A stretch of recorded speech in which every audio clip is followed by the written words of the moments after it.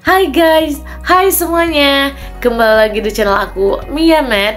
Nah, jadi pada video kali ini aku bakal bahas kegiatan-kegiatan apa saja yang dilakukan oleh mahasiswa PPG Prajabatan.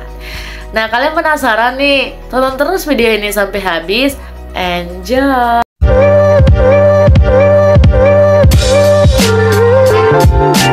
Jangan lupa untuk di-subscribe, like, comment, and share. Kegiatan-kegiatan yang dilakukan oleh mahasiswa PPG Prajabatan.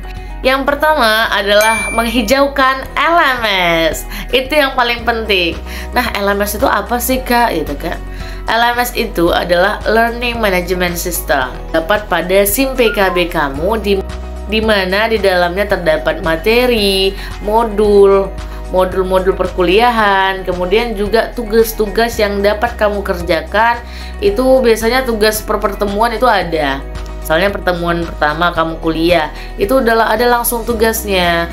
Mulai dari diri, eksplorasi konsep, ruang kolaborasi, kemudian koneksi antar materi, sampai ke aksi nyata.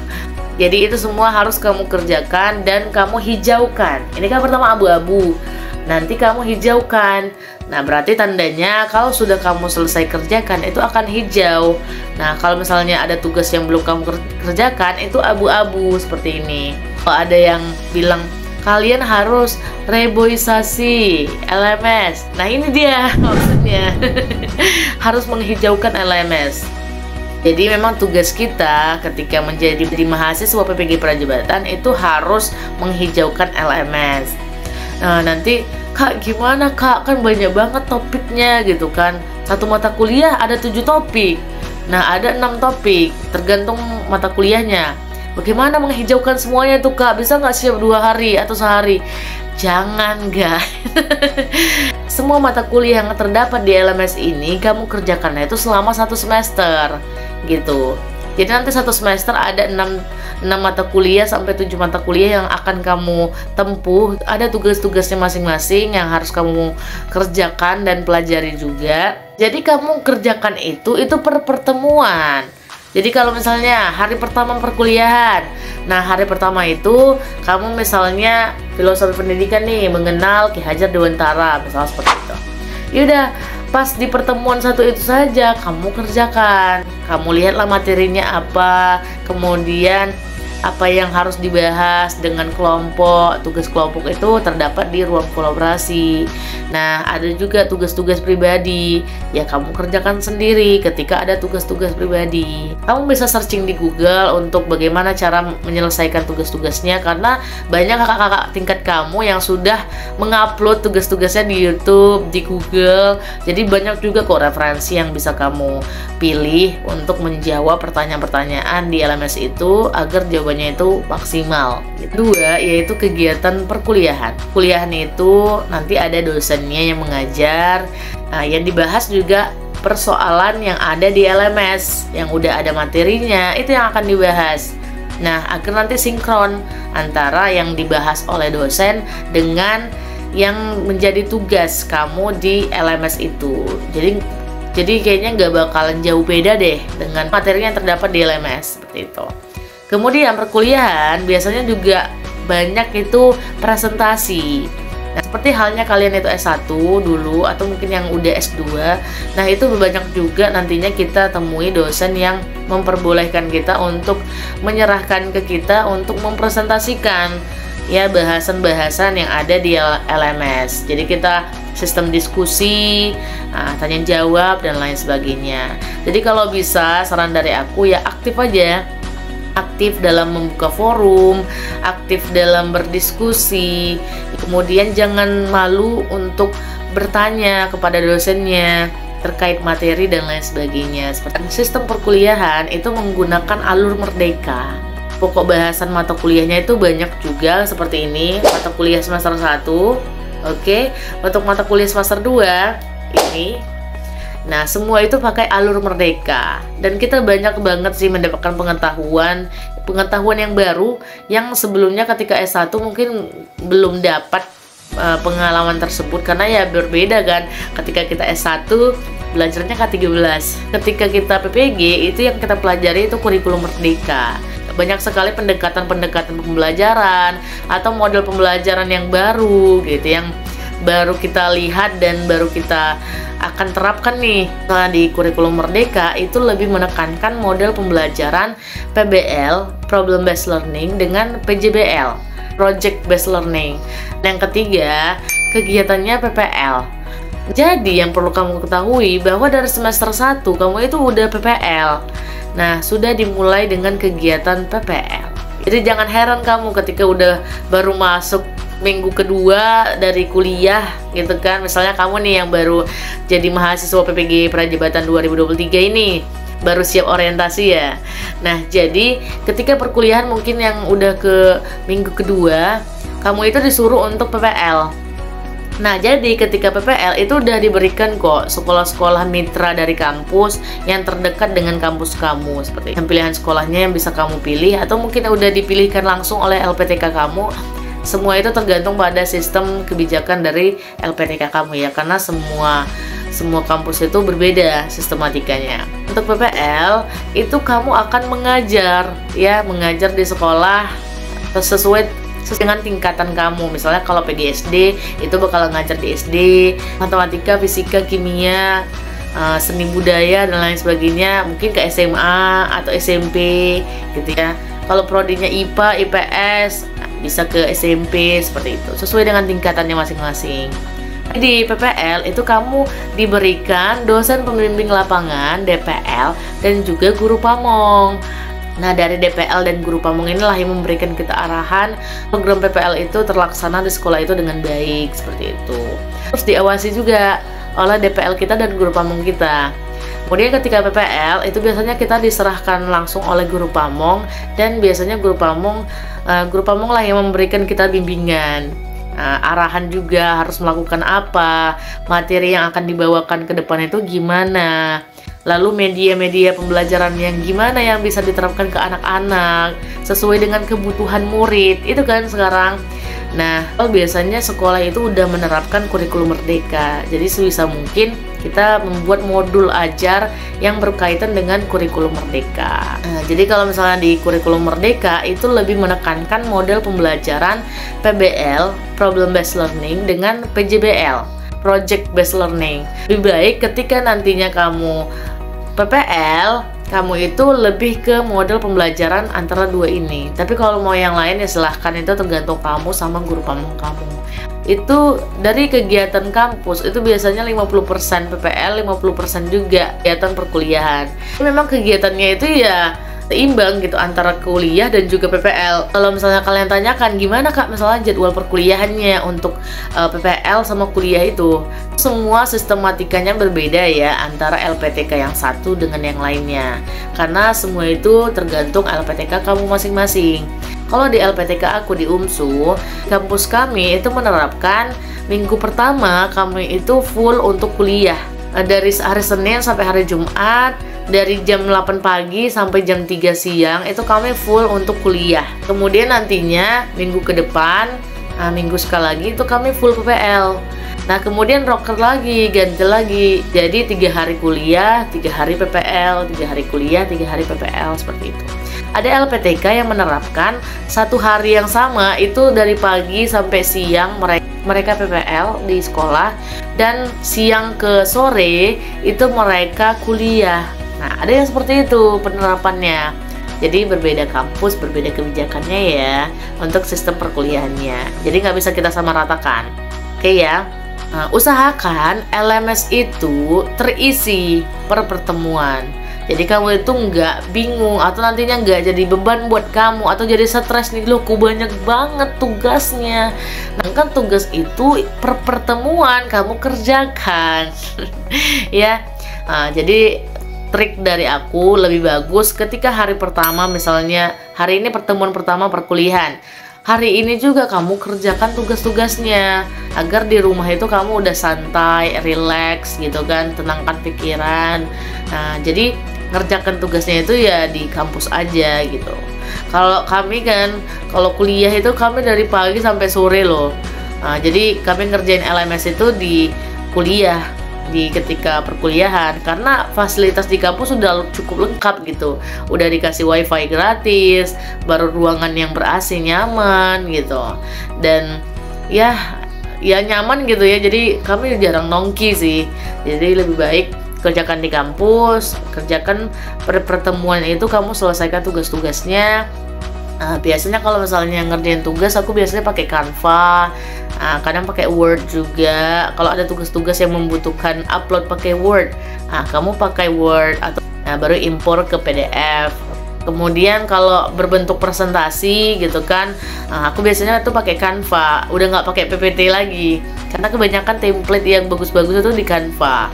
Apalagi kita kan calon guru nih, kemudian nanti PPL. Nah, usahakan atau biasakanlah menggunakan Canva, karena itu sangat menarik perhatian siswa juga sih menggunakan Canva, karena banyak banget animasi-animasi yang bagus banget untuk bisa dibuat dalam bentuk media pembelajaran berbasis video kah, atau mungkin berbasis PPT atau gimana gitu. Kemudian kegiatan lainnya, kalau di LPTK aku di UMSU itu kami ada kegiatan senam. Jadi kami setiap Jumat itu ada senam, tapi kayak sebulan 2 kali atau sebulan sekali aja sih untuk senam. Jadi usahakan kamu ya, mana tahu di LPTK kamu juga ada kegiatan senamnya, usahakan kamu punya training, baju lengan panjang, kemudian juga bawa sepatu cats gitu kan, atau sepatu sport untuk olahraga. Nah, nantinya di situ ada kegiatan senam, kemudian ice breaking di luar kelas seperti itu. Jadi kita banyak pengetahuan juga sih, wawasan juga di situ. Kalau misalnya kegiatan lainnya seperti kuliah umum, nah di LPTK aku di UMSU pernah kuliah umum itu didatangkan Bu Profesor Nunuk Suryani MPD selaku Direktorat Jenderal GTK. Nah, mengenai prospek lulusan PPG gitu, prospek lulusan PPG Prajabatan. Nah, jadi ada kegiatan kuliah umumnya, dan juga ada beberapa kampus ya, beberapa LPTK yang menyelenggarakan kegiatan seperti KMD ya, kepramukaan, kemudian juga bela negara, baru wawasan kebangsaan. Nah, itu tergantung LPTK-nya masing-masing. LPTK aku di UMSU itu nggak ada kegiatan pramuka, nggak ada bela negara, nggak ada wawasan kebangsaan, nggak ada. Jadi memang tergantung kampus kamu juga gitu. Mungkin kegiatan yang lebih banyak diisi oleh PPG Prajabatan adalah mengisi LMS itu. Pokoknya pagi siang malam ngisinya LMS terus. Ya, jangan sampai bosen, karena PPG Prajabatan itu yang diisi ya LMS-nya harus terpenuhi gitu. Jangan sampai kamu udah minggu kelima perkuliahan ternyata masih ngisi tugas pertemuan pertama gitu. Waduh, jangan sampai ya guys. Nah, jadi biasanya mahasiswa PPG Prajabatan ini ambisius lah, orang-orangnya itu ambis banget sih. Kemudian ketika PPG Prajabatan ini sangat banyak membantu kita untuk menjadi calon guru nantinya. Bagaimana membuat modul pembelajaran yang baik, implementasian P5 ya, proyek profil pelajar Pancasila. Lalu bagaimana membuat media pembelajaran yang inspiratif, inovatif untuk anak-anak. Belajar juga filosofi pendidikan, yaitu dari Bapak Ki Hajar Dewantara yang mencetuskan kurikulum merdeka. Lalu kita belajar juga bagaimana pemahaman tentang peserta didik, tentang pembelajaran sosial emosional, bagaimana mengontrol emosi dari guru untuk anak-anak kita, untuk peserta didik nantinya, bagaimana cara menumbuhkan nilai-nilai karakter ke siswa, bagaimana mengembangkan pembelajaran berbasis teknologi, kan ini yang akan digencar-gencarkan. Jadi aku sangat berterima kasih banget sih aku bisa masuk di antara ribuan orang yang lulus gitu ya, dan bisa menjadi mahasiswa PPG Prajabatan untuk bisa menjadi guru profesional nantinya yang akan siap ditempatkan dimanapun di satuan pendidikan, karena sesuai dengan fakta integritas ya. Mungkin tips menghadapi PPG Prajabatan ini, yang pertama yang perlu kamu siapkan adalah handphone. Nah, handphone itu kalau perlu kameranya yang bagus, karena nanti setiap kegiatan kita, baik itu perkuliahan, PPL, semua harus dalam bentuk dokumentasi. Jadi kalau bisa kamera HP kamu itu bagus, jadi nanti dokumentasinya juga kelihatan bagus dan cerah gitu kan. Nah, janganlah pula HP-nya yang udah nggak layak lagi, misalnya kayak burem, abu-abu kameranya gitu ya, jangan ya. Ketika untuk perkuliahan, untuk mengisi LMS itu banyak sekali instruksi-instruksi seperti bukti fisik ketika kamu itu PPL, dokumentasinya dalam bentuk foto, kegiatan apa saja di sekolah. Nah itu kan kamu harus foto-fotokan. Ada juga tugas yang berbentuk video. Nah jadi kamu videokan gitu. Jadi memang yang dibutuhkan adalah handphone. Yang kedua, kamu itu perlu banget punya laptop. Ya, jadi kamu kalau misalnya menjadi mahasiswa PPG Prajuatan, yang dibutuhkan sekali itu memang laptop juga. Karena untuk mengisi LMS itu lebih bagus pakai laptop. Atau mungkin kalau adanya iPad, ya silakan pakai iPad aja boleh, gitu kan. Nah, jangan sampai kamu tuh nggak punya laptop atau iPad atau tablet gitu. Nah, nanti akan menyulitkan kamu untuk mengerjakan tugas. Karena biasanya kalau kita kuliah, anak PPG itu semua bawa laptop tuh. Semua bawa laptop, dari pagi sampai siang yang dibuka laptop. Karena banyak tugas-tugas yang harus diselesaikan dengan waktu yang deadline juga untuk dikerjakan, untuk diselesaikan. Jadi disediakan laptop yang mumpuni ya, untuk bisa dari pagi sampai siang dihidupkan terus. Yang ketiga, kamu itu perlu baju apa saja yang diperlukan. Itu biasanya baju putih, rok hitam atau celana hitam. Bagi cewek itu jilbab hitam. Itu adalah pakaian yang dibutuhkan ketika kamu nanti UAS, UTS, pakaian formalnya. Kalau bisa kamu juga sediakan juga baju batik, karena ada beberapa LPTK yang menyuruh untuk menggunakan batik di hari-hari tertentu. Pakaianlah yang sopan, sediakan baju-baju perkuliahan biasa, karena nantinya perkuliahan ya udah pakai baju bebas aja gitu. Tapi cerminkan diri kamu itu menjadi guru. Nah, kalau bisa yang cewek pakai rok gitu kan, atau pakai celana yang panjang dan baju yang panjang. Nah, kemudian yang perlu disiapkan adalah sepatu kets, sepatu pantofel, nyamannya aja. Nah, kalau bisa ya pakai sepatu, janganlah pakai selop. Itu kan adalah uang jajan. Jangan lupa untuk membawa uang jajan atau uang untuk biaya hidup kamu selama PPG. Karena ketika PPG Prajuatan itu tidak ada diberikan uang saku, tidak ada juga diberikan uang tambahan lain selain uang pendidikan. Untuk uang biaya hidup kita sendiri yang menanggung, gitu ya. Jangan lupa untuk membawa cukup uang untuk kehidupan kuliah nanti. Ya, PPG Prajuatan ini kamu harus siap secara mental, siap secara fisik. Kalau bisa jaga kesehatannya, karena banyak sekali kegiatan-kegiatan yang akan kamu lakukan selama perkuliahan ini, gitu ya. Jangan lupa untuk kerjain LMS-nya, usahakan hijau, dan usahakan setiap pertemuan itu kamu kerjakan agar tidak menumpuk pekerjaannya, agar kamu tuh tenang bawaannya untuk kuliah. Jangan sampai kamu tuh kuliah itu bawaannya stres, kayak banyak banget ya tugas, kapan selesainya gitu. Semua ini butuh proses gitu. Kamu jalaninnya satu-satu aja dulu, satu-satu, nanti bakalan siap kok semuanya. Nanti nggak bakalan terasa ternyata udah 100% aja nih tugasnya selesai gitu. Nah, baru nanti setelah selesai bisa menyambut UKPPG. Ya, itu ujian kelulusan, ujian kompetensi untuk PPG Prajuatan. Semangat terus buat yang lulus di mahasiswa PPG Prajuatan tahun 2023 ini. Sukses buat semuanya, semangat menjalani perkuliahannya, terus belajar dan jadilah guru inspiratif dan inovatif, jadi guru profesional di masa depan. Sekian video kali ini, jangan lupa subscribe, like, comment, and share ya. See you.